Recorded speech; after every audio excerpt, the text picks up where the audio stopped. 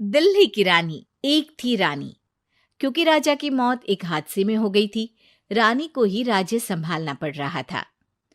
रानी का नाम था रानी रश्मिवती। रानी ईमानदार थी और प्रजा की सेवा में लगी रहती थी। एक दिन उसके दरबार में 3 नौजवान आए, रमेश, सुरेश और दिनेश। कहो, क्या सहायता कर सकती हूँ मैं तुम्हारी? हम आपके दरबार में काम करना चाहते हैं ताकि जनता की सेवा कर सके। लेकिन अभी तो तुम्हारी उम्र बहुत छोटी है। तुम लोगों को तो अभी अपनी पढ़ाई पर ध्यान देना चाहिए। हमारा मन पढ़ाई में नहीं लगता। माता पिता को लगता है कि हम किसी के लायक नहीं हैं और हम साबित करना चाहते हैं कि हम लायक हैं। उत्साह बहुत अच्छा है, मगर अभी उम्र कच्ची है तुम लोगों की। अरे उम्र से क्या होता है रानी जी? शास्त्रों में लिखा है कभी किसी के ज्ञान को उसकी उम्र के आधार पर नहीं देखना चाहिए। बात तो सही है तुम्हारी। और अगर सच में तुम अगर ये संकल्प करके आए हो कि तुमको यहाँ काम करना है, तो पहले परीक्षा देनी पड़ेगी। 3 परीक्षा, एक शारीरिक परीक्षा, एक बुद्धि की परीक्षा और एक देशभक्ति की परीक्षा। और ये क्या है? वो मंत्री महोदय तुम्हें समझा देंगे। हमारे पास समय नहीं है। अगर तुम लोग तैयार हो तो बताओ। हाँ हाँ, हम तैयार है किसी भी परीक्षा के लिए। मैं भी तैयार हूँ कुछ भी कर गुजरने के लिए। तो ठीक है मंत्री जी, आप इन तीनों की परीक्षा कल से ही शुरू कर दीजिए। जो आ गया रानी साहिबा। अगले दिन से ही तीनों की परीक्षा शुरू हो जाती है। पहले शारीरिक परीक्षा, यानी किस में कितना है दम, ये देखेंगे हम। क्योंकि शरीर में दम होगा तभी तो प्रजा की सेवा में दम लगा पाओगे। हमें क्या करना होगा? वो पेड़ दिख रहा है, जो सबसे पहले चढ़ेगा उस पे दरबार में नौकरी पाने के अवसर उसी के बढ़ जाएंगे। मैं चढ़ता हूँ। अरे रुको रुको, गिनती गिनने दो। 1, 2, 3। 3 की गिनती के बाद रमेश और सुरेश भागकर पेड़ के पास गए, मगर दिनेश आराम से पेड़ के पास गया। जैसे ही रमेश और सुरेश आधे पेड़ तक चढ़ गए, दिनेश ने उन दोनों की टांग पकड़ के उन्हें नीचे गिरा दिया और खुद पेड़ पर चढ़ गया। दिनेश की जीत हुई। अरे लेकिन इसने बेईमानी की। बेईमानी नहीं की, बुद्धि लगाई। शरीर के दम के साथ दिमाग में भी दम होना चाहिए। क्यों मंत्री जी?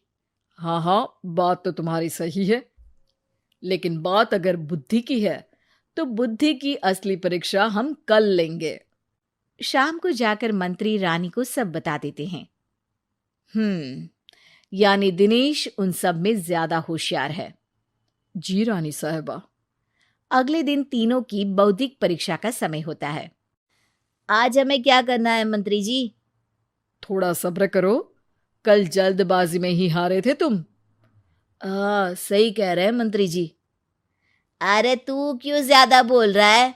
तू भी तो हारा था ना कल। ए दिनेश, ज्यादा होशियार मत बन। अरे अरे अरे, लड़ो मत। आज की परीक्षा पर ध्यान दो। आज की बौद्धिक परीक्षा में ये कुछ बोरे हैं, कुछ में नमक है और कुछ में रुई। जिसको जो ले जाना है उठा लो। देखते हैं कि कौन जल्दी से कोई भी एक बोरा नदी के उस पार लेकर जाता है। समय शुरू होता है अब। तीनों बोरों की तरफ बढ़ते हैं।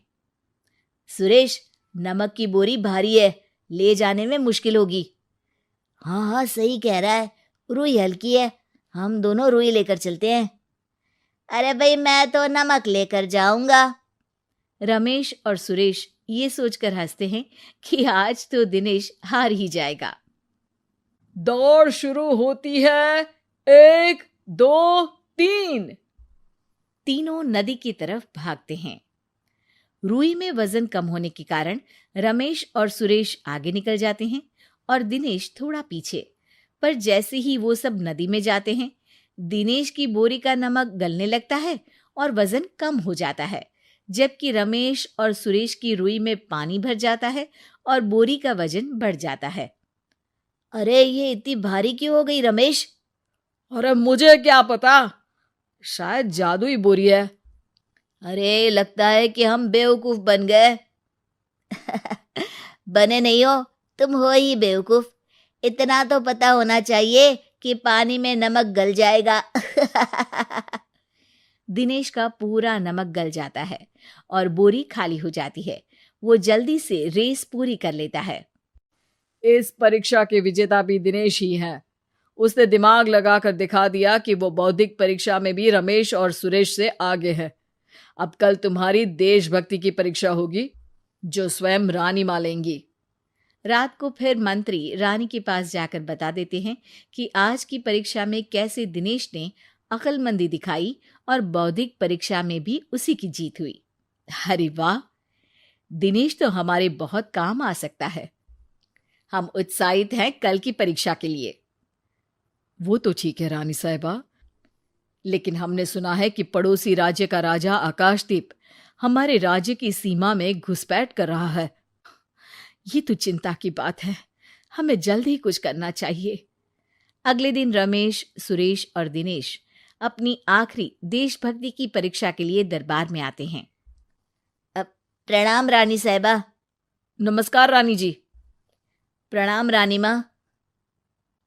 हमने तुम्हारी परीक्षा पर गौर किया। दिनेश आगे हैं।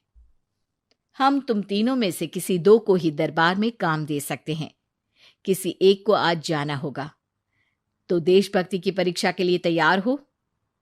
पूरी तरह से। मैं तीनों से एक ही सवाल करूंगी। जिसका जवाब सबसे सही लगेगा उसे तो नौकरी मिल ही जाएगी।